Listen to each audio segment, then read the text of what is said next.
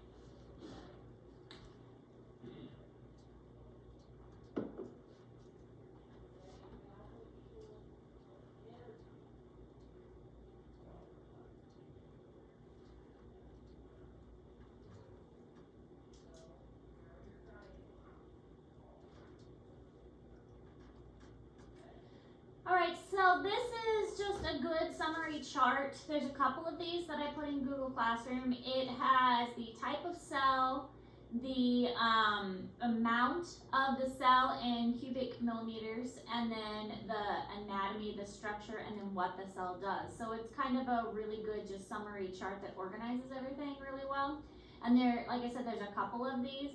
But again, it does a good job and it tells the function of what each one does. So I put these in Google Classroom for you, so to help you study for your test, which is coming up, but not, like I said, not quite yet because we still have to add the respiratory system. And again, I'm going through the respiratory system as quickly as I can. Hematopoiesis. This is the process of all blood cell formation. So we talked about the blood. Now we're going to very quickly talk about how the blood is formed. When we are looking at all blood cells being formed, the process of all blood cells, platelets, white blood cells, red blood cells, that's called hematopoiesis. If we're just talking about red blood cells, that's erythropoiesis. Now all of this is going to take place in the red bone marrow. think we talked about it here that yellow bone marrow is found in fetuses, and it's more. No, I think I got that backwards. Red bone marrow in the young, yellow bone marrow in adults. I think I said that. Yeah. Red bone marrow is more common in young children. Yellow bone marrow is more common in adults because the yellow is fatty. We do still have some red bone marrow. We just don't have as much. But red bone marrow is where the hematopoiesis is going to take place. All blood cells are made from a common stem cell, which is a hemocytoblast. So all of this, the red blood cells, the white blood cells, the platelets, they're all going to come from a hemocytoblast. That is the one cell. It starts as a hemocytoblast, and hemocytoblast is then going to divide into one of these and separate into the other ones. So it starts as a hemocytoblast, and then from there it's going to decide, okay, I'm going to be a white blood cell, or I'm going to be a red blood cell, or I'm going to be a platelet. And once it decides I'm going to be a white blood cell, then it has to decide which kind of white blood cell it's going to be. We're going to have a nice little flow chart here in a moment that shows this process. And you are not going to need to understand the whole flow chart process. What I want you to understand is that the hemocytoblast is the main stem cell that they all come from, and that the idea is that it starts as a hemocytoblast, and that from there it branches off. And of course, know these words.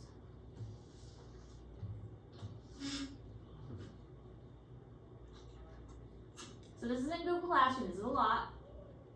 That's why it's in Google Classroom, because it's a lot. Okay. So this is the basics. All blood cells are created in the bone marrow. All bone cells, hematopoiesis. I'm sorry, it's all blood cells. This should say blood. I don't know why it says bone. Blood cells. It should say blood.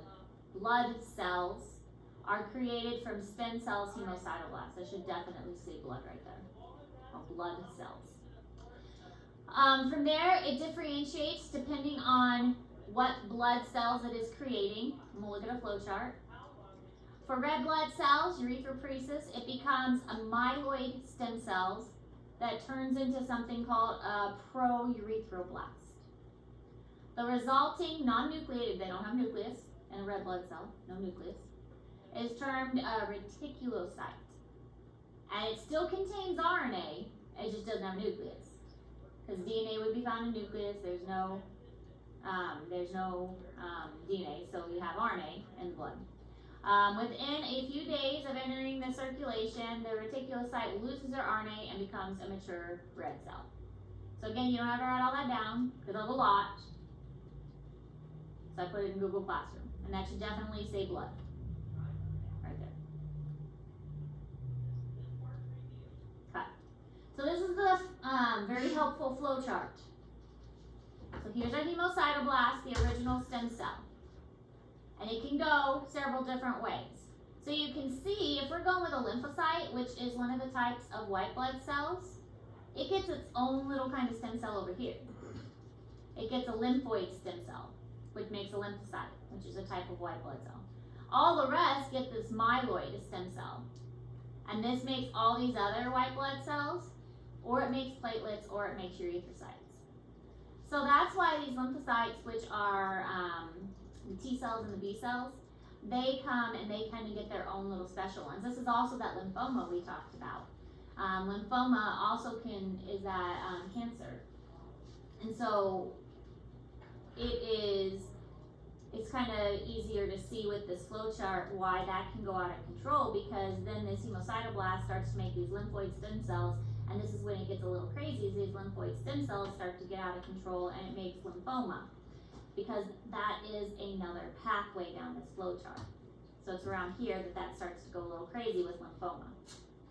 But if we're going down this direction, the myeloid stem cells, then that's where these white blood cells, basophils, eosinophils, neutrophils, and monocytes, they will differentiate.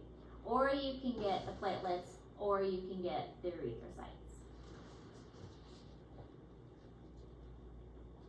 These are also stem cells, but they're secondary ones. All starts as the hemocytoblast. Does that make sense? Yeah? Okay. Alright, so this is breaking it down a little bit more complicated. So this is like a basic flow chart. This is a little more detailed flow chart. We've got our hemocytoblast, then we've got our lymphoblast, and then we've got our lymphocytes. And then this one is a monoblast and a monocyte. This one's got a megakaryoblast, and this one we're going to our platelets here. So the megakaryoblast, we've got our megakaryocyte, and then we've got our platelets. So this is breaking it down into platelets. Okay, so this is if we wanted to go the platelet direction. This one is if we wanted to go the other white blood cells. And this one, the direction of the erythrocytes, the red blood cells. So this is the same flow chart, only more detailed.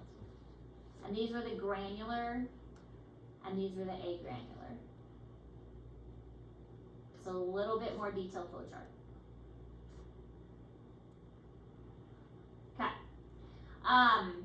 So this is if the red blood cell, erythropoiesis, red blood cell development, and depending on how old an individual is, so years versus months, the blood cell production is going to be very high in younger and then it's going to kind of be maintained in an adult.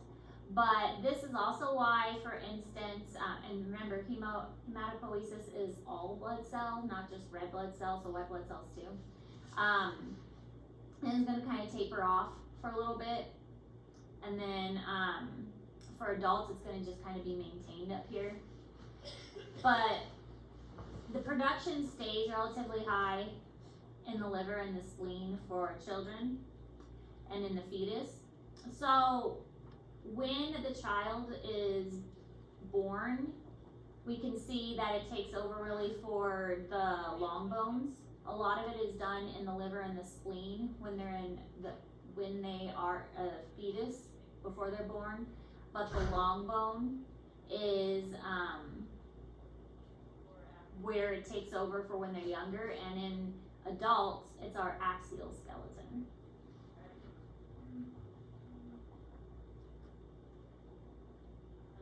Alright, life cycle of a red blood cell.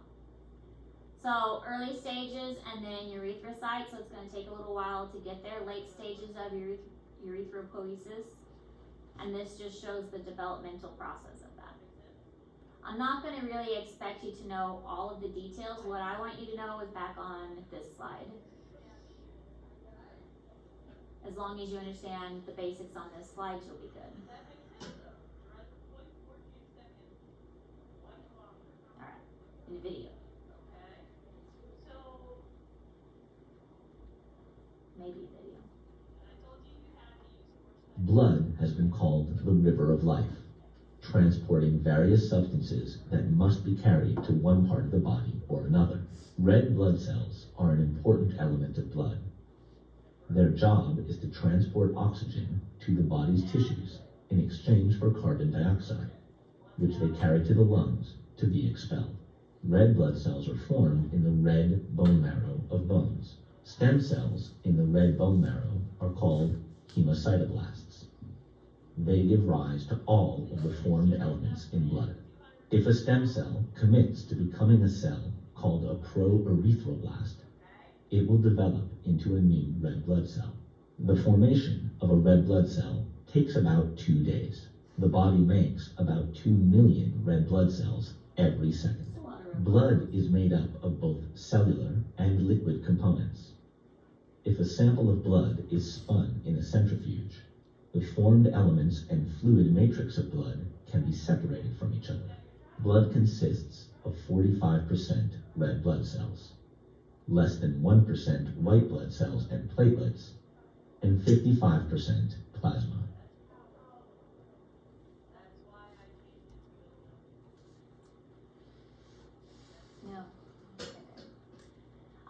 So when we are regulating this process, there's something called erythropoietin, and this is a glycoprotein which is released from the kidneys, and it is going to regulate the production of red blood cells. It's going to say, okay, we need more, or stop making red blood cells. So the blood drive is coming up April 18th, so if you donate blood, then your body is going to say, oh, look, we're missing blood. The erythropoietin is going to tell our body we need to make more. So the kidneys are going to recognize this, and it's going to say that we're not getting enough oxygen to our tissues. That's what hypoxia means. Hypoxia is a lack of oxygen from our systems. And so glycoprotein is released from the kidneys because it's sensing that we're not getting enough oxygen, and it's telling our body we need to make more blood. So it's going to stimulate the production of red blood cells. It's going to accelerate the synthesis means creation of hemoglobin. And it's going to also shorten the period of development for red blood cells, so it's going to make the red blood cells grow quicker.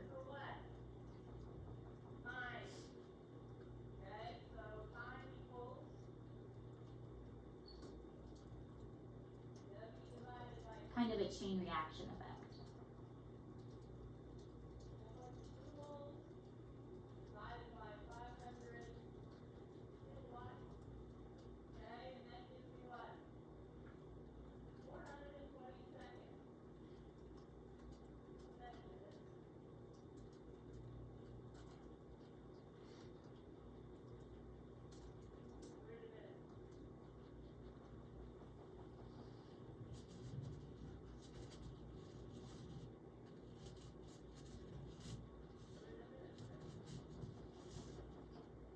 So Liz's top lip is shedding. It looks like he's got a little mustache because it's kind of coming off under his lip. Looks like he's got a mustache. It's a very nice mustache, Liz.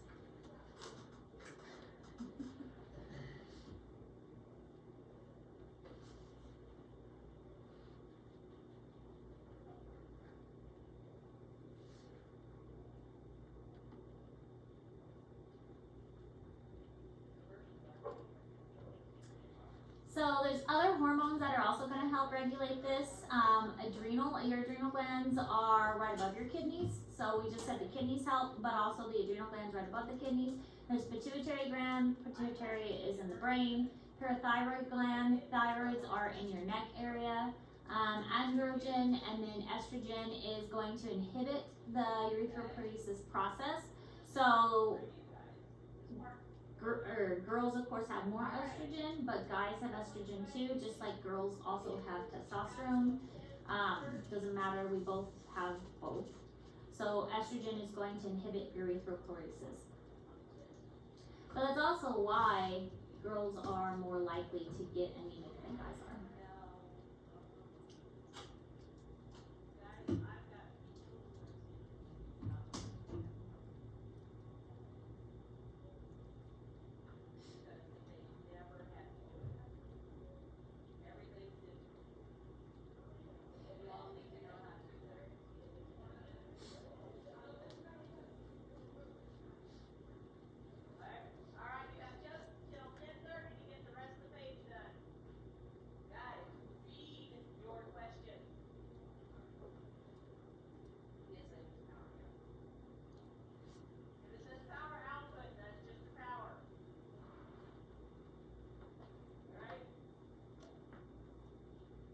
So we're going to keep moving on.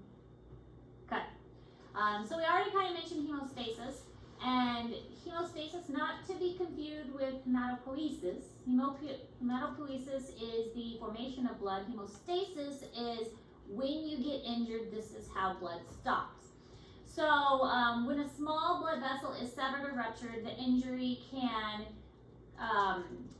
cause bleeding. And so hemostasis is how that bleeding is stopped. So there's a couple steps that causes this to stop, and the process of stopping bleeding is called hemostasis.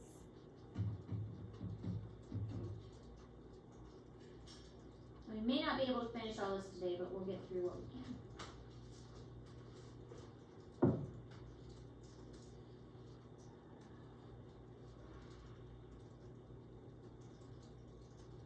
this will be our last blood portion, or cardio portion.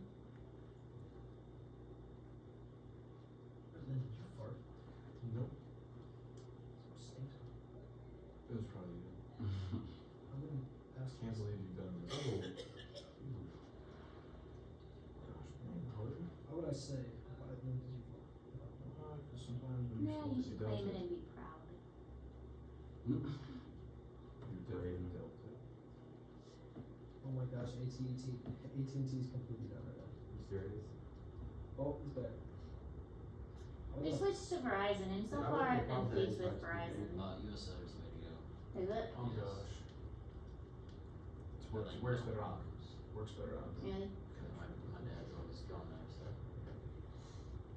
Verizon, it's a little more expensive than what I wanted, but the coverage is really good so far, which is what we needed. Because J Highway is where my calls kept dropping, Yeah. and we've gotten really good coverage so far on J Highway. So we're pleased with it so far. And I got a nice new phone, which I like. The kids were pretty excited because they got phone upgrades too. Alright, you don't have to write this down, but these are the steps to hemostasis. There's 4 main steps. The first is vascular constriction. The second is platelet plug formation. The third is blood clot or coagulation. It's kind of the same thing. Blood clot causes blood coagulation. And then the last step is, now that we've got the clot and it's stopped, we have to get rid of the clot, so anticoagulation, and what's called fibrinolysis, which is, another fun word. So that's step 4. So there's 4 main steps to hematosis and getting the blood to stop and repairing that damage. So this I put in Google Classroom. Vascular constriction, platelet plug, blood clot, and blood coagulation. And then once that is all done, then there's anticoagulation, getting rid of that clot, and then fibrinolysis.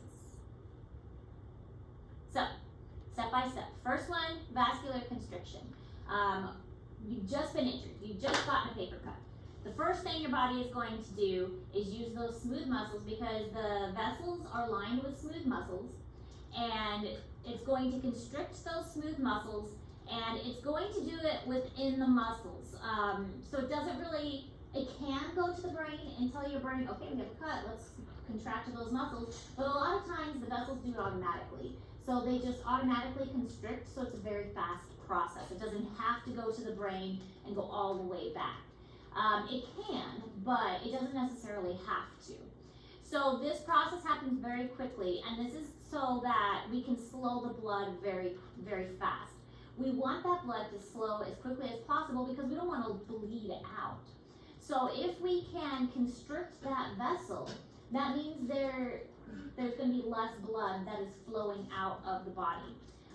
This constriction can last for many minutes or even hours, depending on the severity of the injury and the severity of the bleeding. So the whole point again is to prevent the blood from flowing. It also prevents the blood from flowing to that area. It restricts the blood from flowing overall to that area. It makes it so that it's harder for the blood to leak out. And it's going to help the platelets, which is step number 2, it's going to help the platelets come to that area and plug up that injury in that hole. So this vascular constriction is a really good first step.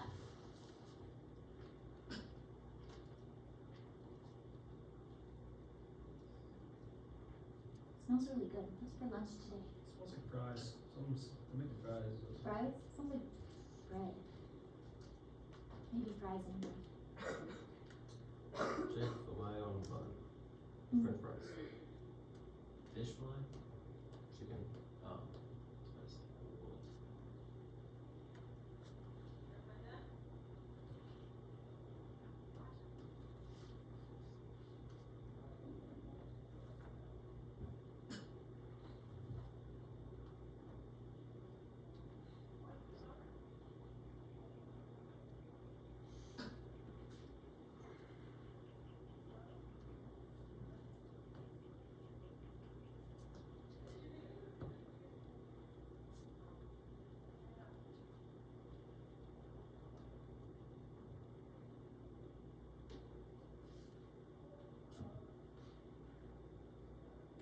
Alright, this picture also in Google Classroom shows how it works. So here we have our injury, and the vessel has constricted. So this constriction is going to, still some blood is going to get through, but it's going to slow the blood flow to that area, and it's going to slow the amount of blood that's going out. Then we're also going to have these platelets, which are represented in yellow in this picture, allow them to clot better and form this clot, which we'll get to in a moment. It's eventually going to form a scab, which is, a scab is basically the platelets and that have clotted in that area. Here's another just example of that. So we have our injury and then it's constricted, and that constriction again is preventing blood from flowing and blood from flowing out. And then these next steps we'll talk about in a moment too. So, second part is the formation of the platelet plug. So the platelets are going to adhere to that area. So now that we've had the constriction take place, the platelets are going to come and they're going to adhere to that injured area. And then there's kind of two parts to this, the platelet adhesion and then the platelet release. The first part is the platelets are going to congregate and in that area where it's injured, and then the second is they're going to become like really sticky, and they don't really become sticky until they're exposed to the outside. You get exposed to collagen, which is outside the vessels. You don't want the platelets to be sticky inside the vessels. That would be bad. So the platelets are just flowing smoothly through the bloodstream, but once they get exposed to the outside collagen, then they become sticky. And so they're going to stick to the wound and stick to the, it's called the endothelium, the inner lining of the vessel. Then it's going to get sticky to that inner lining of the vessel. And they're going to start to plug up the hole.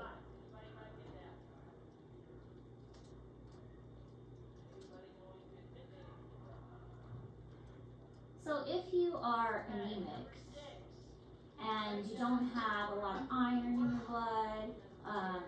in your blood's going to appear very watery.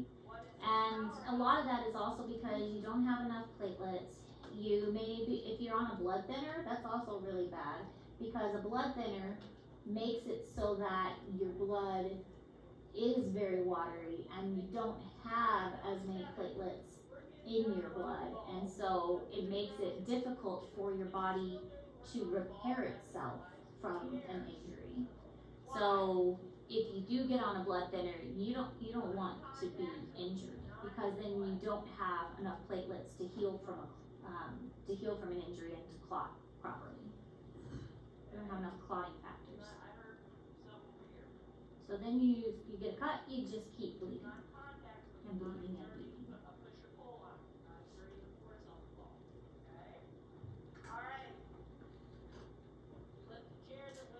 So adhering to the damaged vascular wall, the collagen fibers in the vascular wall, here's our injury, and these purple ones are all the little platelets. They could adhere to the vascular wall, they could adhere to the collagen fibers, and this is again, the purpose is to prevent further blood loss. So our injury here is their platelets are going to become more sticky because they've been exposed to the outer environment. The collagen fibers and the damage, here's our endothelium, which is the little yellow here. It's all going to start to stick together in this one area. So if you have a very severe injury, like after surgery or something, this is why they do worry about blood clots after surgery, because you're going to have a really big area that's trying to heal. And so you do have these big clots that are forming that you don't want to break loose and then travel somewhere else, like to the heart or to the brain or to the lungs. Those are bad places for clots to go.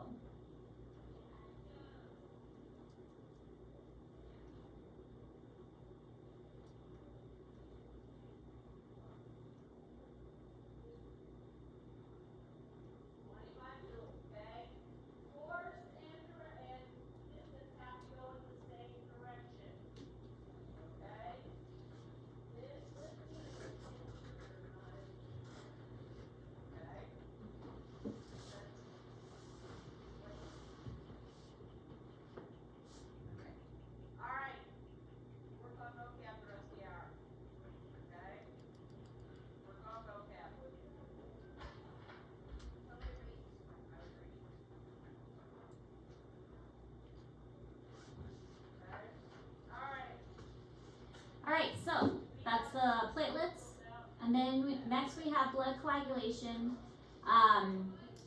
and with this, the clot begins to develop in as little as 15 to 20 seconds, or it could be 1 to 2 minutes. It really depends.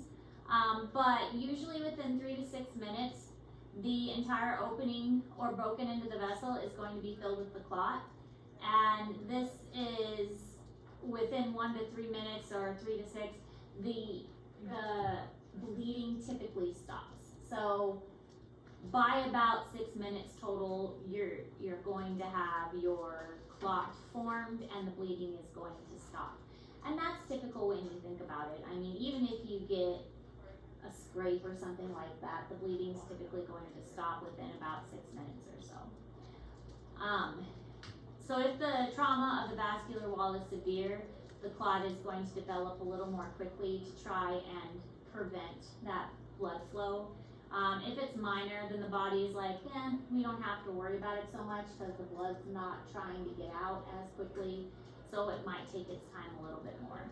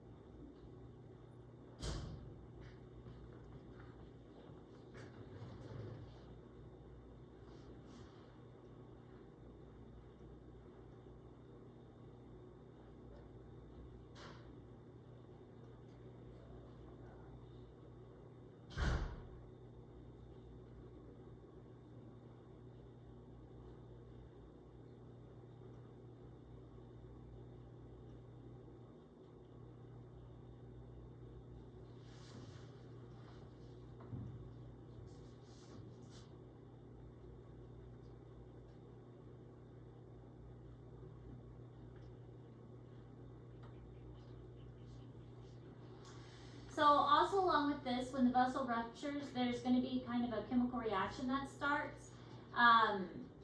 And there's something called the prothrombin activator. So when this chemical reaction starts, it's kind of like a cascade effect that helps this clot to form, because we want this clot to be stable enough. The platelets themselves that were put there to plug the hole, they're not stable enough to actually remain in place. So we need to do a little bit more to make sure that they're going to be firm enough to actually remain in place long enough for the wound to heal. So that's what this kind of cascade effect with these chemicals are going to do. So this results in the formation of a complex of activated substances called this prothrombin activator.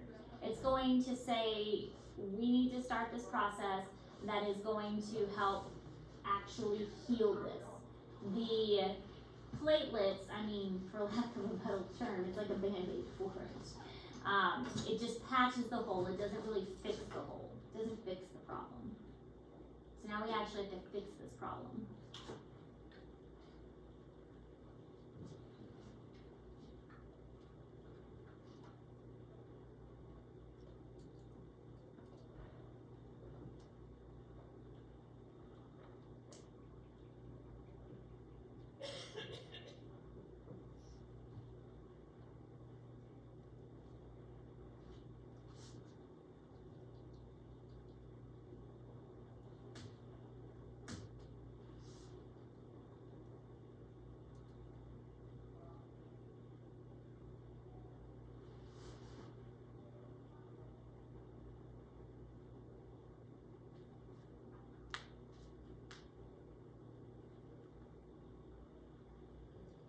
So here's kind of how, kind of a summary so far. We have an injury, we have the constriction, we have the platelets that have come, we have these clotting factors, and the clotting factors, they activate the prothrombin, which activates what's called thrombin, and that's going to, in turn, activate this fibrinogen, and that's going to activate fibrin. So this is kind of like this cascade effect. So what we're trying to get to is this fibrin. So the fibrin is actually strong enough to keep the platelets in check. So here's our prothrombin, and that's going to activate the thrombin, and then we're going to get this fibrinogen, and eventually that's going to get to the fibrin. And these fibrin are what we really need because this is stabilizing. So here's our stabilizing. So if we can get to the fibrin, that is what's really good because the prothrombin activator acts as a catalyst and turns prothrombin into thrombin. If we can get that thrombin going, then we can get to the fibrin, and that's what we want. So it's kind of confusing. But prothrombin, thrombin, fibronin, I can't say it. Fibrinogen, and then the fibrin. Because we want to get to the fibrin. That's our goal, fibrin. We need to get to the fibrin because the platelets aren't strong enough, but the fibrin is.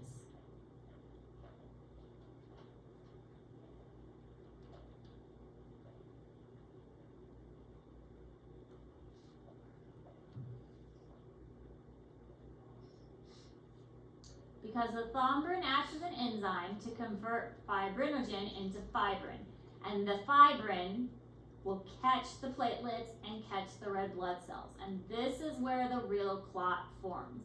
If we can get those fibers, it forms this net, and this net will be nice and strong, and that's when the real healing can take place. This net is what's going to help us form the scab. So the scab that you see on your skin when you have an injury is basically a dried up platelet red blood cell fibrin clot, which is, great to think about. Kind of nasty. It's red blood cells, it's platelets, it's fibrin, and all of that kind of forms a protective covering over the injury so that the new skin and the new tissue and the new vessels and all of that can be formed underneath by mitosis.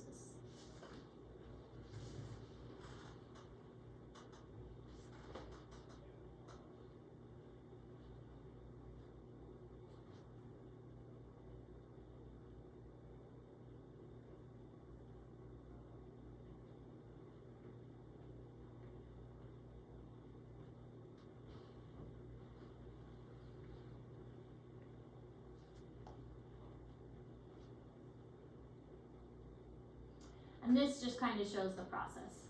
So we're not gonna, the prothrombin, fibrinogen, fibrin, and the cool little picture of it all caught up in there. So, last step, step 4. So eventually, the fibrin is going to gradually dissolve, and the platelets also going to gradually dissolve. Everything needs to kind of reliquefy. And this reliquefaction process is called fibrinolysis. Because we can't have that clot just staying there, that's not good. We need to have smooth blood flow return again. So this process of getting rid of the clot, once everything's healed, is called fibrinolysis. We want everything to go back to normal, so there's no clot anymore, everything's healed up, and everything returns back to normal, everything dissolves so that the fluidity of the vessel can go back to what it used to be.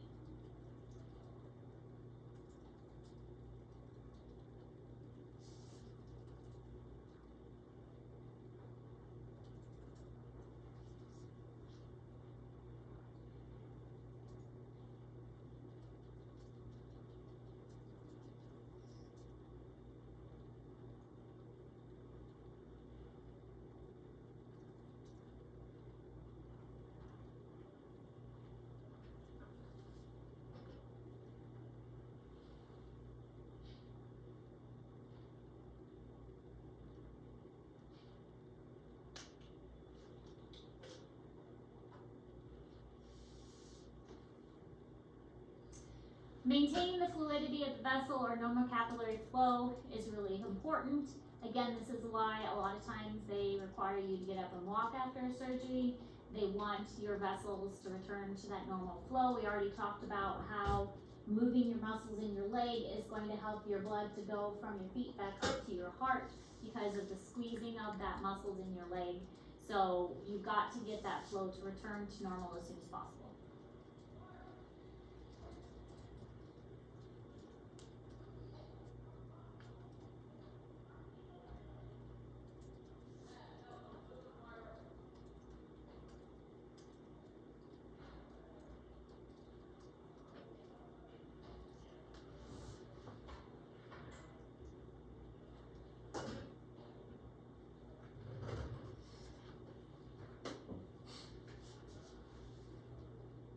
Alright, so scab formation. A scab is basically the platelets and fibrins that have dried from the blood clot after coagulation.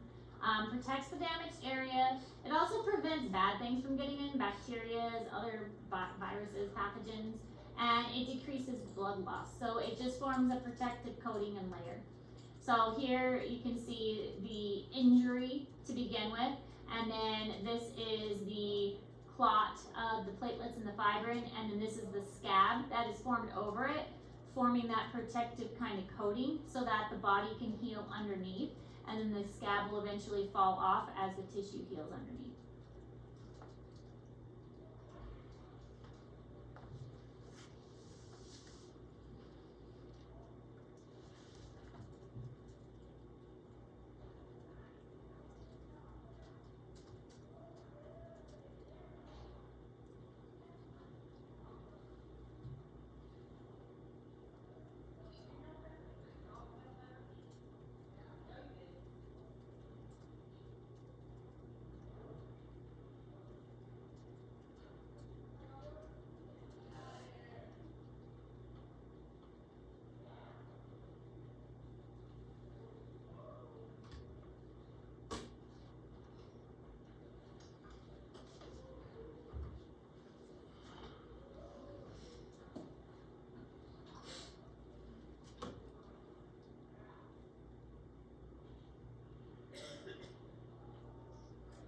And then the fibrous tissue, you could get a scar, and a scar is basically this fibrous tissue that forms if there is deep enough tissue damage. It's excessive collagen that is replaced if you get a really deep injury. And some people and ethnicities are more prone to scarring than others.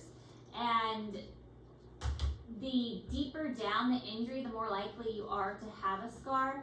Surgeries leave scars a lot because the injury is so deep down, and it's basically a lot of collagen that builds up in that area. Once a scar is formed, it never really goes away, although it can fade over time. But a scar is there to stay, but it can fade. There are different kinds of scars. I didn't really get into that. There's what's called a keloid scar, which is like a raised scar. There's also stretch marks are considered a type of scar when the skin stretches too much, whether by pregnancy or whether just by rapid weight gain. Those are examples of scars as well. Acne scars.